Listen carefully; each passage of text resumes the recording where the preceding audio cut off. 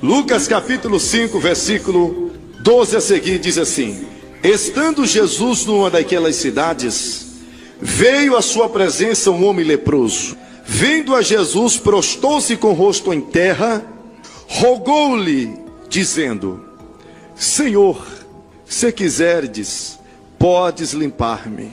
Jesus, estendendo a mão, tocou-lhe e disse: quer ser limpo? E imediatamente a lepra desapareceu dele. Amém. Glória a Deus. Se nesta noite eu fosse ministrar aqui sobre o tipo de 5 lepras que existe, não estou me referindo à lepra física da carne, mas à lepra espiritual, que é a pior de todas. Seria uma bênção. Mas Deus me libertou de uma lepra chamada idolatria, a pior de todas. Desde criança eu fui preparado para levar essa lepra a milhares e milhares de pessoas em muitos lugares. Mas Deus é misericordioso e olhou para esta terra e viu um padre alcoólatra, adúltero, mentiroso, por ensinar a mentira para o povo. E Deus teve uma misericórdia grande da minha vida e resgatou-me deste mundo satânico chamado mundo da idolatria. Eu nasci no estado do Maranhão, de uma família ali no Nordeste, católica, apostólica, romana mesmo, naquela do Papa Amarelo, podemos dizer assim. Quando eu tinha idade de 6 anos, minha mãe, ela nos deixou e eu fiquei morando com meu pai. Com 7 anos de idade, o meu pai faleceu e eu fui morar com meu padrinho. Veja bem quem era meu padrinho de batismo, o padre da cidade. Comecei ali como coroinha na cidade de Buriticupu, no estado do Maranhão. Dentro do meu coração crescia uma vocação grande para ser padre. Um alimento que todos os dias, quando eu rezava o meu texto com a idade de 8 anos, eu passava 1 hora, às vezes 2 horas, aos pés da minha cama rezando o texto e pedindo para Maria e tantos e outros que me ajudasse a ser padre. Com 12 anos de idade, praticamente 12 anos de idade, eu fui mandado para Belo Horizonte, capital das Minas Gerais. E ali em Belo Horizonte, eu fui para o seminário dos padres da ordem salesianos. Ali eu fiquei. Terminei meu 1º, 2º e 3º ano do científico. Preparava-me para os vestibulares. E na Universidade Católica de Minas, formei-me em filosofia e teologia no seminário católico. No dia 14 de dezembro de 95, eu estava dentro da Catedral de Belo Horizonte, deitado de bruços para o chão, junto com outros colegas, para respondermos ali diante dos bispos, cardeais, padres e monsenhores, convidados e toda a comunidade católica, 3 votos, chamados votos perpétuos: voto de pobreza, voto de castidade e voto de obediência à Igreja Católica Apostólica Romana. Desses 3 votos que todos os padres fazem e freiras, só tem um que a gente leva um pouco a sério, chamado voto de obediência. Padre nenhum obedece voto de pobreza, isso é mentira. Mas aquele voto de obediência, de ensinar a mentira, de pregar a idolatria, de ensinar os dogmas e tradições e hierarquia da Igreja Católica Apostólica Romana, esse a gente obedecia. De perseguir aos pastores evangélicos, de perseguir as denominações cristãs, esse a gente obedecia na linha. Às vezes, quando estou em casa, falando com o Senhor, eu me digo: Senhor, tantas coisas erradas que eu já pratiquei, tantas pessoas que foram para o inferno por causa dos meus ensinamentos. Quantas vezes não chegava a pessoa na casa paroquial, 2, 3 horas da manhã, nos chamando para irmos a um hospital, fazer a missa do corpo presente, porque a pessoa já estava ali querendo morrer, e as pessoas nos chamavam. Presta atenção, irmãos, em nome de Jesus. E ali, meus queridos irmãos, a gente chegava lá com água benta, texto, um bocado de mentira. E nessas mãos aqui que vocês estão vendo, os ensinamentos que foram passados para mim, morreram pessoas dizendo: padre, que fogo é esse que está me queimando? Padre, que coisas são essas que está saindo da parede para mim buscar? E pessoas morreram assim nas minhas mãos. com os demônios vindo buscar a sua alma para o inferno, para as chamas do inferno. E muitas vezes eu orando e falando: Senhor, eu não era digno de hoje ter meu nome no livro da vida por causa dos meus ensinamentos religiosos. Mas a Bíblia nos diz que Jesus veio mesmo buscar foram esses perdidos e miseráveis que estão sofrendo na mão do diabo. E eu era o principal deles. Quando fui ordenado padre pelo bispo Dom Serafim Fernandes de Araújo, hoje cardeal de Belo Horizonte, fui mandado para uma paróquia na igreja de Fátima, no setor industrial de Contagem, próximo a Belo Horizonte. Eu liderava a renovação carismática, um grupo de quase 5.000 pessoas. Eu celebrava missas, batizava crianças inocentes. Naquela paróquia ensinava um purgatório mentiroso que não existe.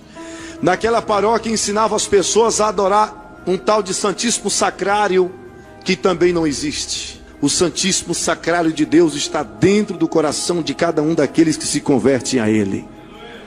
E ali, meus queridos irmãos, desta forma eu vivia. Materialmente, posso dizer nesta noite que eu era um homem muito feliz.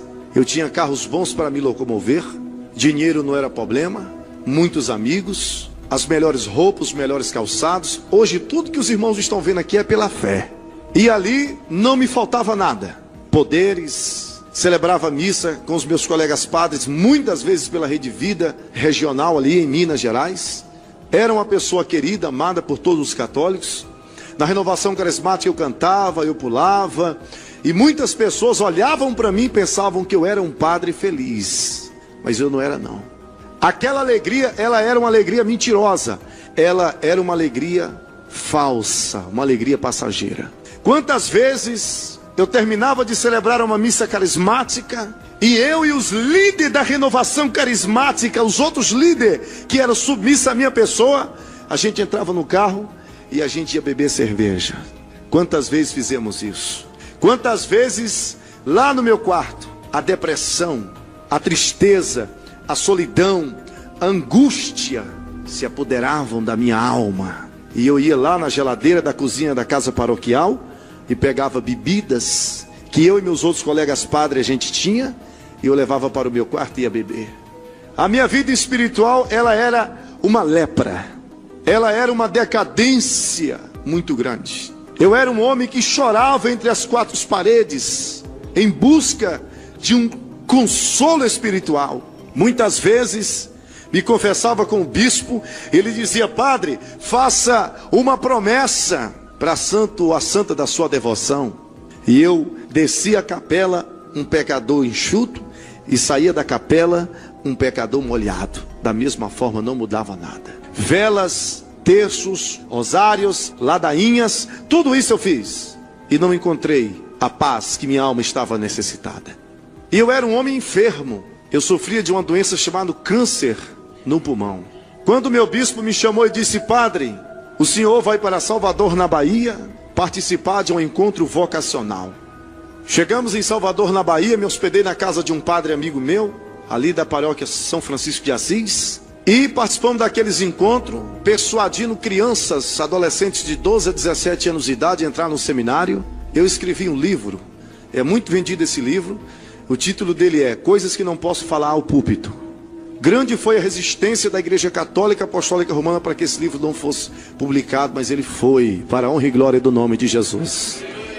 Porque quando Deus determina, quando Deus dá visão, quando Deus mostra o que tem que ser feito, pode se levantar o diabo, todos os seus demônios, o presidente da República, o presidente do Superior Tribunal Federal, que não tem jeito. Deus é Deus e Ele é inquestionável. Ali, meus queridos, na casa daquele colega, a gente conversava muito, éramos amigos de seminário, e ele disse para mim: olha, padre, eu sei aonde o senhor vai ser curado dessa doença no seu sangue, sei também aonde o senhor vai encontrar paz. Feira de Santana, alguns quilômetros aqui de Salvador, tem uma senhora católica apostólica romana, muito amiga minha. Eu e alguns padres, de vez em quando a gente vai na casa dela buscar um consolo espiritual. Ele disse para mim: não se assuste, mas ela é dona de um terreiro de candomblé. Eu disse para aquele meu amigo: mas e se a cúria nos pega, se o clero nos pega? Ele disse: não se preocupe não, o senhor está na Bahia, e aqui macumba é cultura. Só o sangue de Jesus naquele lugar. Eu estava querendo, igreja, encontrar uma cura. Eu estava querendo encontrar um consolo para a minha vida espiritual. Aonde, nas imagens de escultura, adorando Maria que está morta e sepultada lá em Jerusalém, e outros que estão mortos e sepultados lá. Eu ainda não tive a oportunidade de ir até aquele lugar, mas eu sei que todos estão mortos e sepultados ali, porque pregadores amigos meus já me disseram, e até mesmo quando era padre eu já sabia, que eles estão ali sepultados, aguardando o arrebatamento da igreja do Senhor. E ali também está o que todos nós sabemos, uma placa linda, bonita e maravilhosa, dizendo: Jesus não está aqui, Ele ressuscitou. E ali, queridos, a gente nos dirigimos até aquele centro de Candomblé. Chegamos ali, a macumbeira me recebeu e disse: padre, não tenha medo, porque o senhor não é o primeiro padre que vai entrar aqui no meu terreiro.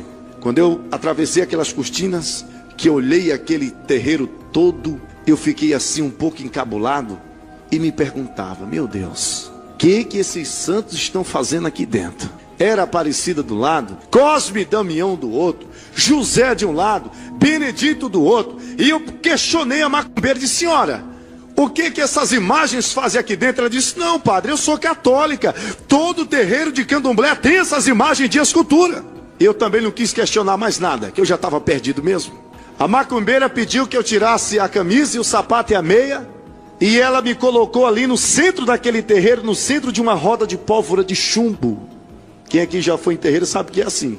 E eu fiquei ali, a macumbeira colocou fogo naquela pólvora, e aquela pólvora, fumaça daquela pólvora, ela subia defumando o meu corpo.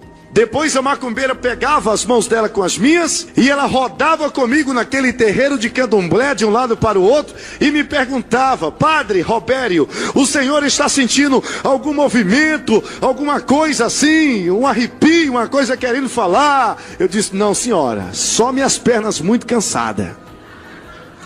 A macumbeira queria, pastor JB, que os demônios, que um tal de guia falasse através da minha boca. Mas para aqueles que o Senhor Jesus aqui na terra tem um propósito de salvação e de libertação, o diabo não vai falar através da boca não, porque a Bíblia diz que o teu corpo e o meu corpo e o nosso corpo é o templo e a morada do Espírito de Deus.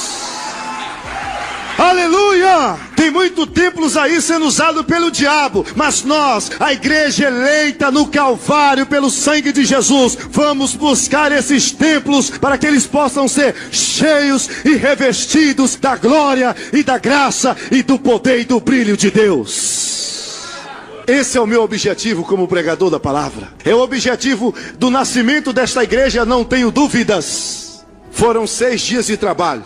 Ali eu bebi coisa, ali fiz sacrifícios. E a macumbeira disse para mim: olha, padre, o senhor está curado. O senhor está curado da sua doença. Está bem aqui uma cicatriz, bem aqui no meu pulso esquerdo, pastor JB. Dá para o senhor ver daí? Bem aqui, posso mostrar para você depois. A macumbeira disse que se eu tirasse sangue, todo aquele sangue, aquele pouquinho de sangue que ia sair do meu braço, seria o câncer maligno que estava comendo o meu corpo por dentro. E eu dei o braço para ela, acreditei, eu estava enganado mesmo. E está aqui a cicatriz. Macumbeira disse que eu não ia sentir mais nada. Voltei para casa, crendo, acreditando naquilo, mas era tudo mentira. A solidão continuava a mesma. Depois de alguns dias, por volta das 2 horas da manhã, eu comecei a sentir dores no meu estômago. Fui levado para o Hospital São Lucas e ali fui hospitalizado. Passei toda aquela noite em observação com os médicos. Na manhã seguinte, eu estava, irmãos, inchado. Os médicos começaram a fazer os exames. Com 22 dias de internado no Hospital São Lucas, os médicos chegaram ali onde eu estava, podre, depauperado mesmo. O quarto que eu estava, ele fedia a podre. Chegaram para mim e disseram: padre, o senhor está com câncer, o senhor já sabe disso. O senhor está com 3º grau de câncer maligno. E nós não podemos fazer mais nada para lhe ajudar. A medicina não pode fazer mais nada para lhe ajudar. Ali, meus queridos, os médicos haviam me dado, sabe quanto tempo de vida? 90 dias, 3 meses para viver. Quando aqueles médicos mostraram os diagnósticos para mim e saíram daquele quarto, as lágrimas, elas escorriam no meu rosto. Eu pegava o meu texto e dizia: oh, minha Nossa Senhora da Purificação, me purifica. Ela nunca apareceu porque ela não existe. Na teologia católica são 3 coisas que purifica: a famosa Senhora da Purificação, o famoso purgatório e a famosa água benta. Todas 3 são mentiras do diabo e da Igreja Católica Apostólica Romana. A Bíblia Sagrada nos diz, e todos os padres são cientes, o Papa é consciente, os bispos, os arcebispos, os cardeais, os monsenhores são conscientes, que só tem uma coisa que purifica: o sangue de Jesus Cristo de Nazaré. Somente este sangue purifica o homem dos seus pecados. Mas eles ensinam a água benta, porque cada golezinho de água benta em cima de um carro é 30, 40, 50 reais. Cada padre que vai benzer a casa de um católico é 200, 500, 1.000 reais. A empresa é 1.000 reais. E eles não querem perder esse ganso que coloca ovos de ouro. Mas Jesus Cristo de Nazaré está vindo aí para prestar conta com esta igreja. E o purgatório também. Morre fulano, pode ser o pior bandido, morre sem Jesus, vai para o purgatório. Lá a alma dele passa um determinado tempo e os familiares têm que pagar as 7 missas. Se não pagar, não sai. A primeira, a segunda e a terceira e a 7ª missa. Se não pagar, não sai de lá não. Mas não fique triste não, porque isso é mentira do diabo também. Foi criado para a construção da Basílica de Roma, lá na Itália. Tudo estava acabado. A Senhora da Purificação não apareceu. A Senhora das Dores, muito pior. A Senhora do Desterro, essa foi que não deu nem pista onde que ela estava. Minha vida estava acabada ali pela medicina dos homens aqui na terra. O bispo mandou um padre. Aquele padre chegou ali naquele apartamento, naquele hospital, e disse para mim: Padre Robério Almeida, o senhor será transferido para Uberaba, Minas Gerais. Em Uberaba tem uma fazenda de padres cancerosos e aidéticos. E o bispo já tinha providenciado a minha ida para aquele lugar. Tudo estava acabado para mim. Os meus amigos haviam me abandonado. O bispo havia determinado a minha ida para uma fazenda de leprosos e aidéticos. E a medicina disse que eu iria morrer. No dia da transferência, eu estava naquele hospital, deitado naquela cama, triste e morrendo. Mas lá no fundo do meu coração, no mais íntimo da minha vida, eu questionei-me a mim mesmo e disse: será que existe um Deus que eu não adorei ainda? Será que existe um Deus que eu ainda não conheça? E ficou o questionamento lá dentro. A 3 quarteirões do Hospital São Lucas, estava uma senhora dentro do quarto dela, entregando uma consagração para Deus. E Deus disse para aquela senhora: minha serva, levanta-te, que eu sou o Senhor e quero falar contigo. E ela se levantou e disse: a tua serva está aqui, Senhor. E o Senhor disse para ela, lá na mente dela: pega a palavra,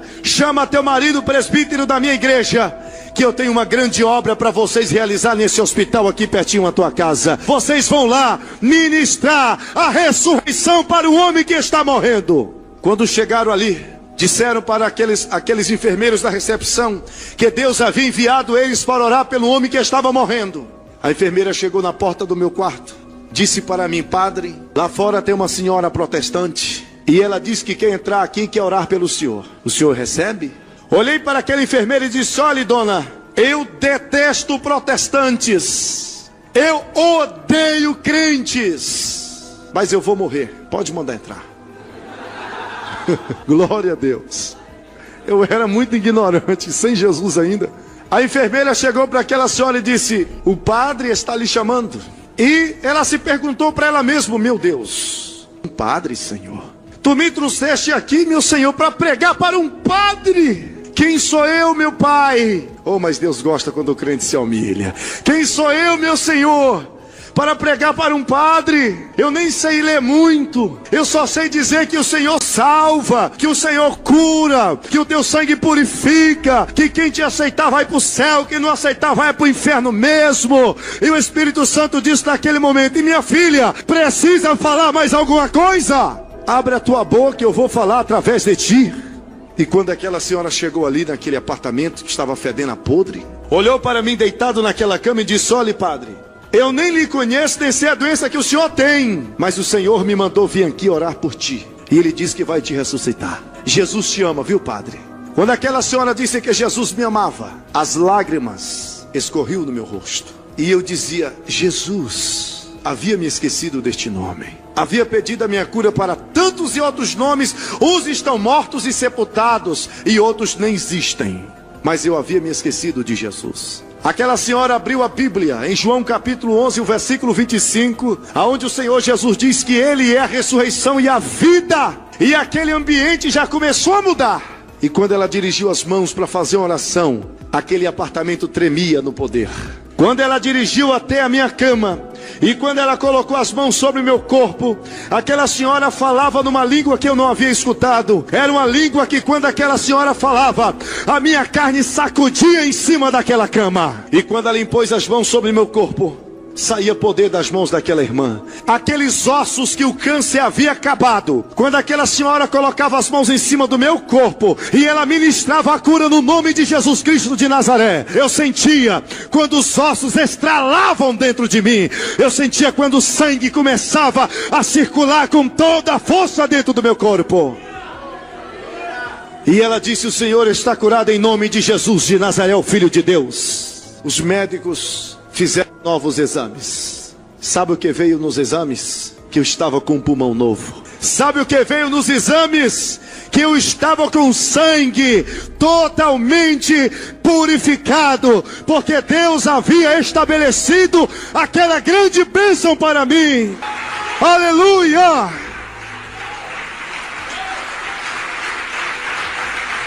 E sabe que a unção de cura já está neste lugar.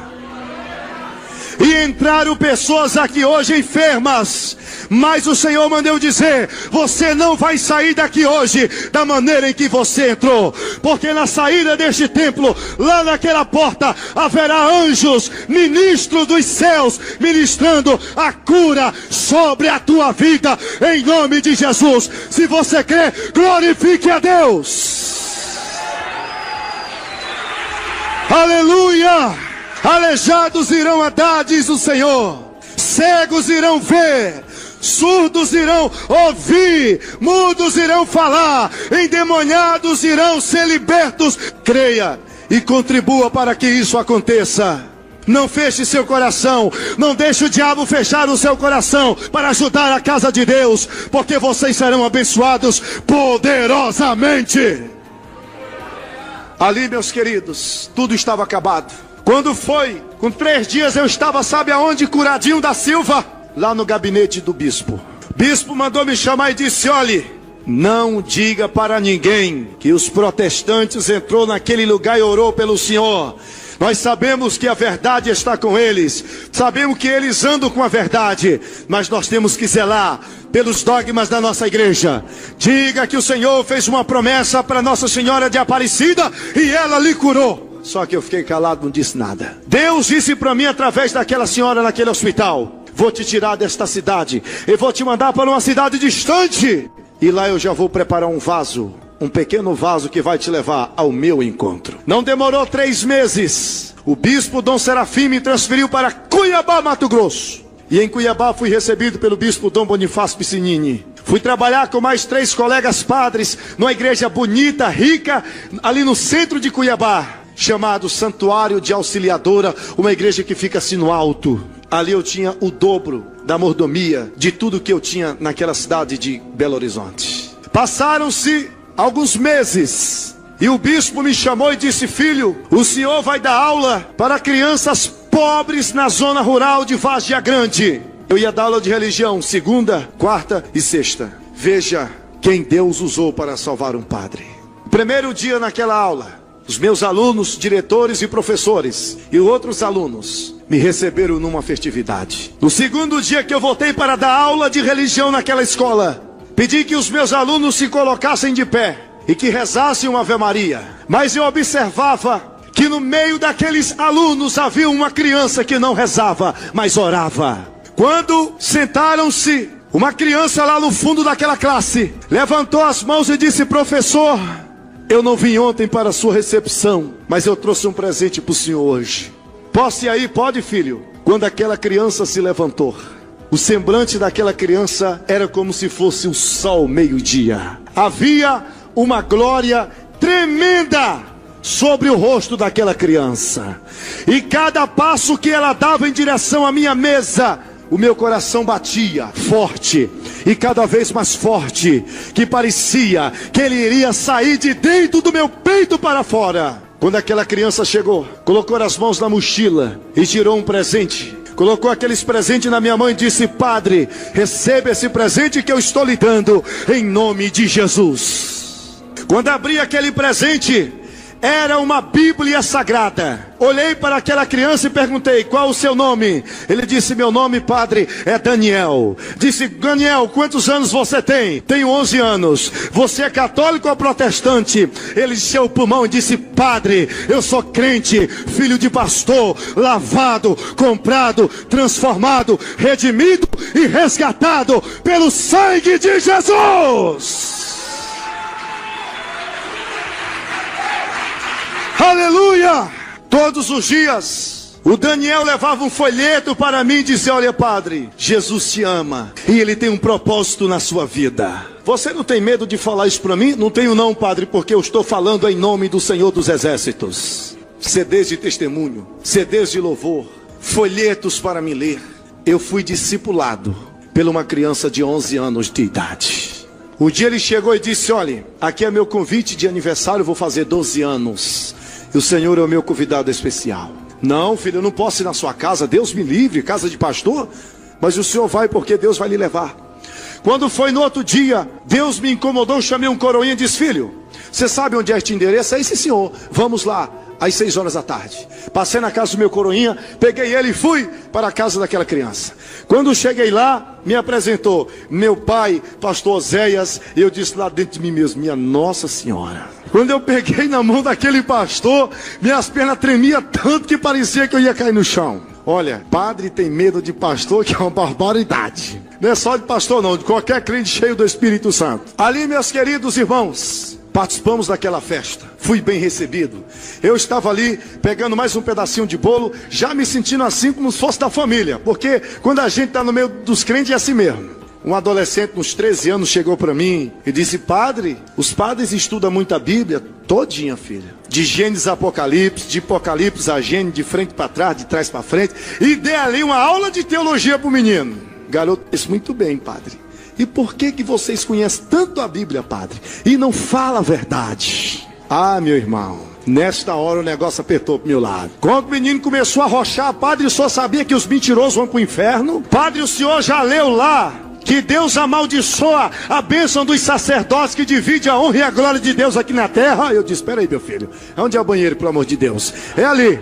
E fui para dentro do banheiro, porque eu não aguentava aquela criança cheia do Espírito de Deus. Pastor me disse: padre, eu gostaria de lhe convidar para ir para um culto. Deus me livre, pastor, não posso não. Eu já tenho que ir embora, que às 5 horas da manhã tenho que celebrar a missa matutina. Quando eu estava entrando no carro, um garoto, aquele garoto Daniel, segurou assim no meu braço e disse: padre, eu tenho um presente especial para lhe pedir. O que é que você quer, filha? Tudo o que eu quero, padre, é que o Senhor entre comigo na minha igreja. Que o Senhor me dê a honra de entrar na minha igreja segurado na sua mão para assistir um culto. Eu disse: meu filho, eu não posso fazer isso. Lamento muito, eu lhe dou. Você quer o quê? Um videogame? Não. Uma bicicleta também não. O que eu quero é que o Senhor entre e vá assistir o culto de inauguração do grande templo da minha igreja. Aquela criança começou a chorar, implorando que eu fosse com ele ao culto no outro dia. Eu disse: olha, vamos fazer o seguinte, vou ligar para o bispo, se ele autorizar eu vou com você. Quando eu saí da casa do Daniel, ele pegou a bicicletinha que ele tinha, foi na casa dos pastores, presbíteros, ministros de louvores. Cada casa que ele andou, ficou meu nome para que os irmãos orassem pela minha pessoa. Quando foi no outro dia, quando foi mais ou menos meia-noite, ajoelhei-me no pé da cama para rezar o texto e não conseguia. Disse: meu Deus, tantos anos, desde os meus 6 anos de idade que eu rezo o texto e hoje estou todo enrolado. Era aquela criança de joelho orando por mim. Quando foi no outro dia, 8 horas da manhã, o Daniel não saiu do quarto. A irmã Esté, mãe daquela criança, entrou no quarto do Daniel. Quando chegou lá, estava o filho dela fraco. Os seus joelhos havia 2 bolhas de sangue. E quando o pai dele, o pastor Oséias, que faz parte do meu mesmo ministério lá no Mato Grosso, disse: meu filho, que bolhas são essa? E aquela criança abraçou o pai dele e os dois começaram a falar em mistério. E ele disse: pai, eu passei a noite, dobrei meu joelho aqui 10 horas. E eu disse para o Senhor: Senhor, eu não vou levantar os meus joelhos deste chão frio, enquanto não ouvir a tua voz. Hoje aquele padre vai ser salvo para a honra e glória do nome de Jesus. Quando foi de tarde, liguei e disse: olha filho, eu vou com vocês para o culto. Não sei porquê, mas eu vou. Eu disse: eu tenho que bolar um plano para não ir para aquele culto. Aí o diabo disse: veste uma batina, besta. Esses crentes são bobos, eles não vão querer te levar de batina. Fui lá no guarda-roupa, coloquei uma batina zona marrom, um cresmo branco no pescoço, um crucifixo de prata no meio do peito, e disse: é mesmo, eu vou desse jeito, eles vão ficar com vergonha, vão mandar eu tirar a batina, se mandar eu tirar, eu volto para trás. Quando me aproximei da casa do pastor, que eu usava uma Toyota Bandeirante naquele tempo, que eu desci do carro, o vento forte assoprava assim a batina para um lado e assoprava para o outro. E o Daniel já tem quase 19 anos de idade hoje, e ele é pregador, anda pregando por aí. E ele diz nas mensagens dele, como já falou para mim, que quando me viu assim de longe, aquele vento soprando, aquele negócio esquisito, ele se dirigiu para o pai dele e perguntou: pai, que presepada é aquela?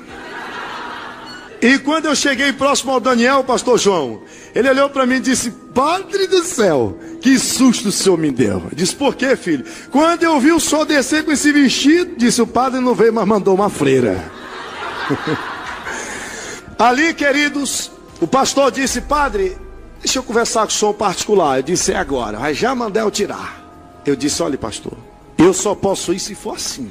Se não puder, a gente marca outra data. O pastor bateu no meu ombro e disse: ô padre, não se preocupe, é deste jeito que Jesus quer que o senhor entre naquela igreja hoje. Não poderia existir um jeito melhor. Ainda ajeitou a cruzinha aqui, é desse jeito, olha, é desse jeito, não se preocupe não. Quando a gente chegou em frente ao grande templo da igreja de Cuiabá, que cabe 22 mil pessoas sentadas, e olhei para aqueles crentes todos e disse: meu filho, vou tirar a batina, vou descer civil, senão os irmãos vão me dar um ataque. Disse: não senhor, o senhor vai descer de batina. Segurou logo na minha mão: pai, fecha o carro do homem aí. E quando aquela criança começou a descer aquelas escadarias comigo, eu de batina, ele com a gravatazinha no pescoço, orgulhoso, sabe aquele crente orgulhoso, que sente alegria em saber que está levando uma alma para Jesus salvar. Não é só porque é padre não. A Bíblia diz que uma alma vale mais do que o mundo inteiro. E quando nós colocamos no nosso coração que o valor que o mendigo tem para Deus, o Lula tem, temos que trazer essas almas para a casa de Deus. A visão é essa. Ali, queridos, me sentei num dos penúltimos bancos. Pastor Sebastião, que é o meu pastor presente em Mato Grosso, pegou minhas credenciais. Está conosco o padre Robério Rodrigues de Almeida, da paróquia Santuário de Auxiliadora, seja bem-vindo. E a igreja já estava intercedendo: Jesus vai salvar o homem, vai. E os pastores lá em cima numa alegria tremenda, e eu ali, espantava que não, irmãozinho, levantava a mão perto de mim: glória a Deus! Eu dizia: meu Deus do céu, que lugar é esse que eu estou? Naquela noite, cantores cantaram, pregadores pregaram, e foi dada a oportunidade para o pastor Wellington Silva, ex-macumbeiro.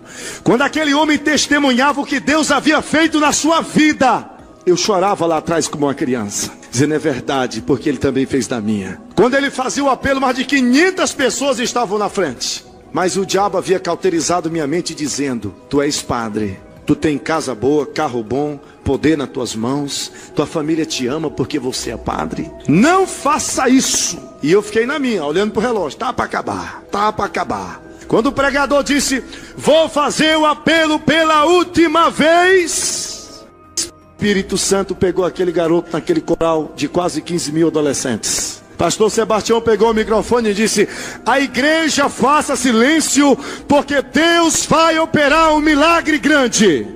Aquela criança foi na minha direção. Quando chegou lá pertinho de mim, bateu a mão no meu ombro e disse: vamos, padre, Jesus está lhe chamando. Eu disse: meu filho, eu não posso tomar uma decisão dessa. Não é assim, rapidamente, eu não vou fazer isso não, me perdoe. Quando eu disse isso, aquela criança deu um giro na minha frente, e quando o rosto dela veio na minha direção, o rosto dela havia mudado. Quando aquela criança abriu a sua boca, o Senhor disse assim para mim: homem, por que tu ainda me resistes? Quem está falando contigo é o Deus que te curou naquele hospital. Quem está falando contigo é o mesmo que havia dito que te tiraria daquela cidade e que aqui havia preparado. A hora é esta, eu estou te libertando agora. E eu senti quando as correntes espirituais quebraram das minhas mãos. Levantei minha mão de batina para o céu, chorando e gritando, e dei um grito de júbilo dizendo: eu quero aceitar a Jesus agora.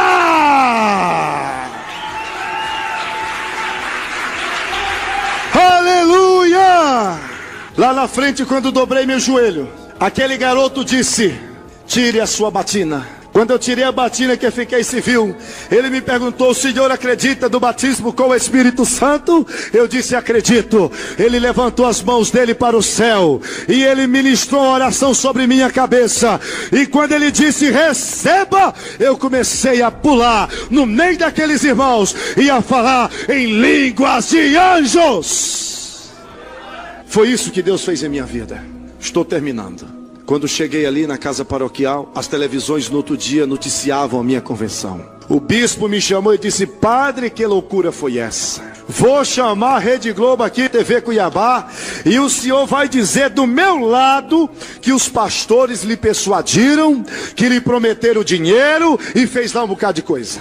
Eu disse: bispo, deixa eu lhe dizer uma coisa. Pastor não me prometeu nada. Ninguém cauterizou minha mente. A minha mente, ao contrário, ela foi descauterizada pelo sangue de Jesus. Se você quer ir morar no céu, eminência, se você quiser que todos os seus pecados, que são o dobro do meu, sejam perdoados, faça o que eu fiz, aceite Jesus como seu Salvador. Estava no meu quarto arrumando minhas coisas, ele disse: olha, o senhor não vai sair daqui com nada. Saí daquela casa paroquial só com a roupa que estava no meu corpo, mas saí com aquele que é dono de tudo o que está na minha frente. Hoje tenho testemunhado por muitos lugares esse milagre que Deus fez em minha vida. E hoje aqui nesta comunidade, Jesus também poderá fazer na sua vida. Você que ainda é católico e não sabe nem o significativo da palavra católico apostólico romano. Você que porventura esteja alguém distanciado hoje aqui. Jesus, o Filho de Deus, gostaria que você entregasse sua vida para Ele hoje aqui nesse lugar.